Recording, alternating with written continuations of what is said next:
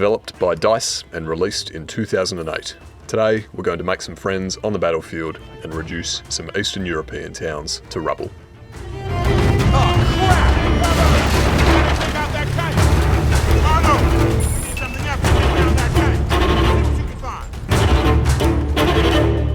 In this episode, we're going to revisit our first experience with the ragtag rabble of B Company and DICE's first outing with the destructive Frostbite engine.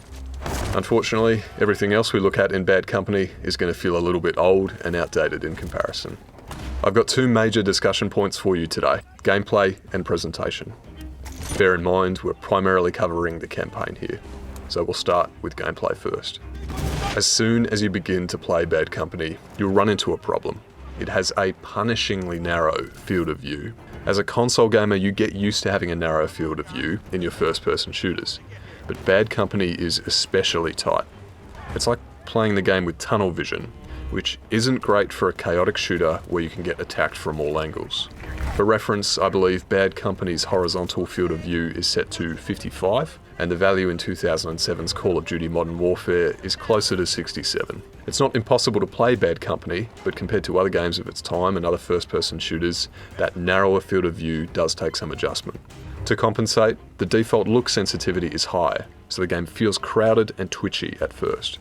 Once you get used to the controls and playing the game through a tunnel, there are some other early 2000s staples that you will need to learn to live with. Like there's no regenerating health, sprinting doesn't have a toggle, and you can only carry one primary weapon at a time. It's also strange that some weapons have clear iron sights, and others seem to do a weird half-assed zoom animation.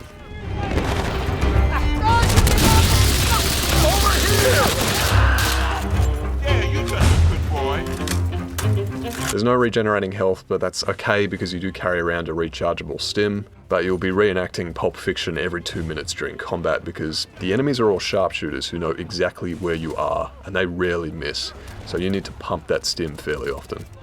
Dialing down the enemy accuracy would have helped here. You could keep that intensity to the firefight, but you don't have to get beamed every time you put your head over a brick wall.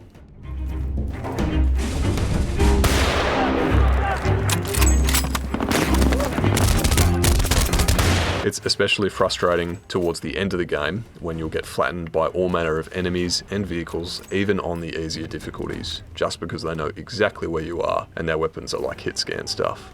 Speaking of the enemies, despite being sharpshooters, they're all dumb as bricks. Once you're in a firefight, they'll generally stick to one position and wait for you to come and get them, or they'll charge at you in a straight line. The smartest they really get is tossing a grenade at you. There's no flanking, no fire and movement, no withdrawing. On foot, they all behave the same way, more like targets in a shooting gallery than an actual enemy force. Luckily, variety comes from the explosive chaos on the battlefield and enemies that use mounted weapons and vehicles.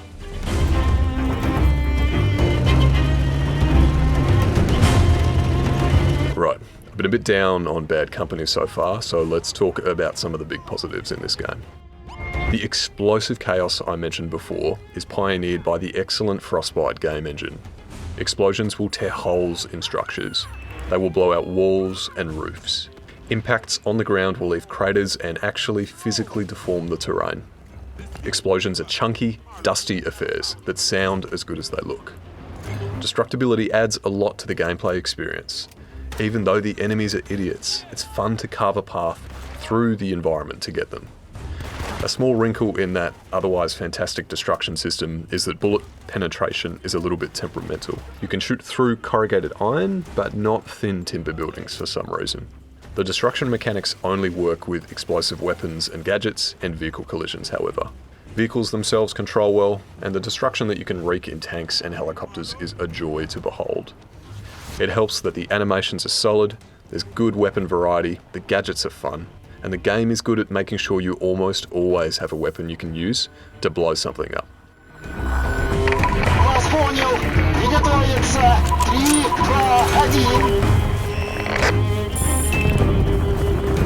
Vehicle sections and destruction are a saviour for the gameplay, because the pacing in the campaign is stiff and the objectives are repetitive. Your goal is almost always go here and eliminate the enemies, or destroy the radar, destroy the fuel, destroy the communications, destroy the anti-air guns, destroy the bridge. Occasionally, you might have to defend something. It also doesn't help that the levels themselves are pretty bland. Farmland, town, mountain facility, fuel depot. There's a golf course with buggies, which is fun, but everything else is pretty forgettable. Building interiors are one of the most disappointing aspects of the game and its level design. There's just nothing inside any of these structures that you can destroy. There's so many barren, barely furnished interiors that it makes the world seem very hollow. There's also an unfortunate section where you're separated from your squad and the game looks like it's about to have a stealth section, which is promising because the game needs all the variety it can get. But the first enemy you see wheels around instantly and blasts you straight away.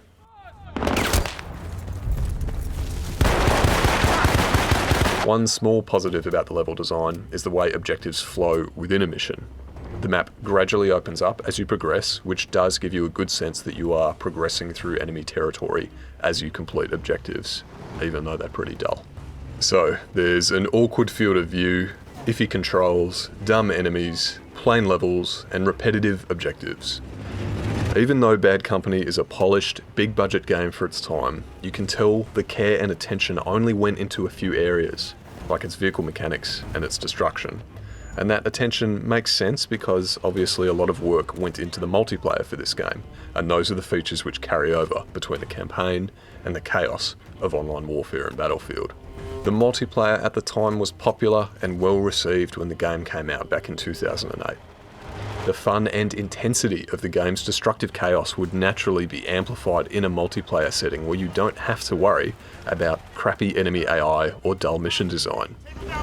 I was somehow able to join a lobby even here in 2021, but no one else showed up for me to be able to actually launch a game and give it a go. Regardless, from what I remember, I'm confident that the multiplayer was a blast, and that it was obviously the template for a highly successful Battlefield 3 and Battlefield 4 experience. The last thing to talk about, now that we've covered off on the gameplay, is Battlefield Bad Company's presentation and characterization. Come on, Haggard, can we get back to the others now? Nothing. Not even a nugget. Where are they going so fast?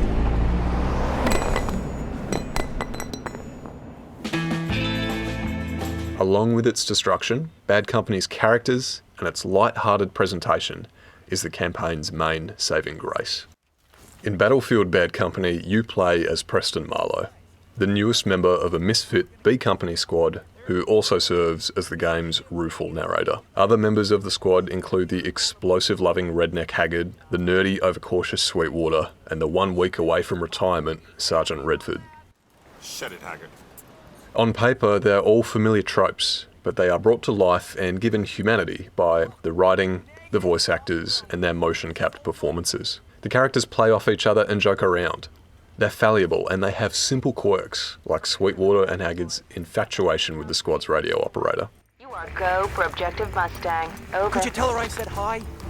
It's a real breath of fresh air playing a modern military FPS where the characters aren't boring, self-serious super soldiers.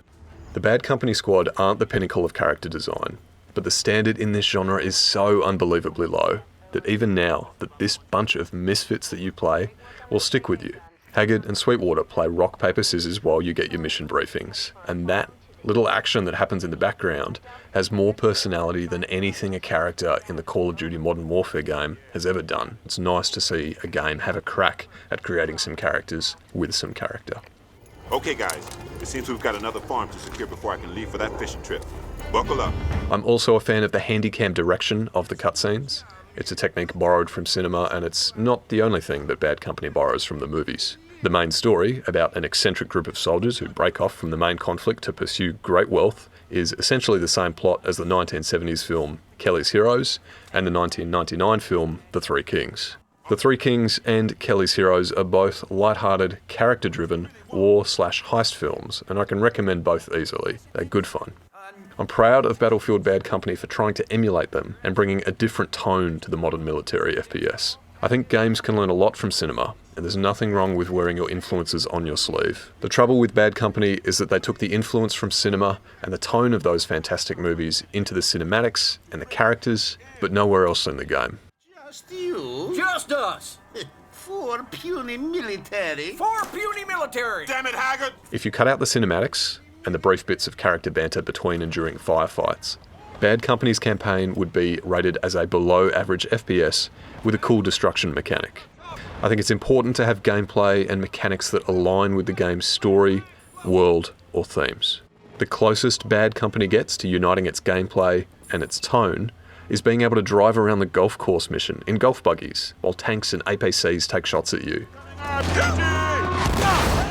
That is excellent because its gameplay matches the tone of the characters and the story. The campaign experience needed more moments like that. More stuff like the music that plays in the vehicles. Little touches that tell you about the tone of the presentation and the characters and the mood of this story that integrate well with the gameplay. The writing and the plot itself is fairly undercooked. The villain of the story has almost no dialogue or characterization, and he appears 2/3 of the way into the story. Even in the climactic boss fight at the end of the game, Sweetwater has a throwaway line about the leader of the mercenary force that you face off against, called the Legionnaire. Kinda thought the Legionnaire would, talk more. The overall plot of breaking off from the main conflict to steal mercenary gold never gets more detailed than that brief description. There's no elaborate heist or scheme, just blasting through dull levels and dull enemies on the way to clear dull objectives. Bad Company is more of an example of how distinctive characters can carry a good story, but a shitty plot is still hard to save. Is this your idea of fun, Haggard? Well, yeah. May I ask you why? To conclude, Bad Company is carried by its characters and its destructive gameplay. It's delightful to play a game where the military characters are dopey and relatable, and tanks are a genuine threat because they will shred the walls of the building that you are using for cover. Ultimately, dumb enemies, bland level design, and an utterly undercooked plot drag the game experience down, unfortunately. In my reviews, I don't give scores or tell everyone to buy or replay a game. So here are my qualified recommendations for Battlefield Bad Company. If you have fond memories of Haggard, Sweetwater, and Sarge, and you want to revisit their first adventure, I'd recommend a replay of Bad Company, but expect the gameplay to be a slog. For everyone else, I don't recommend playing Battlefield Bad Company.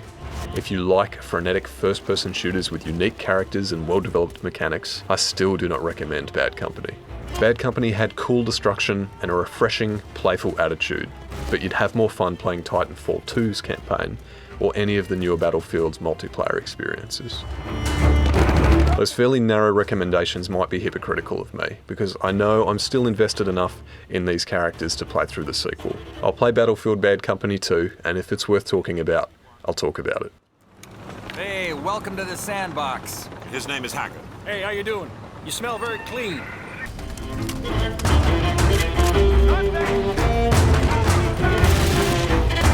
I love games that do things differently and take risks, even if they fall short in the execution. That's how things improve. People take risks and try new things. Thanks for listening. Take care.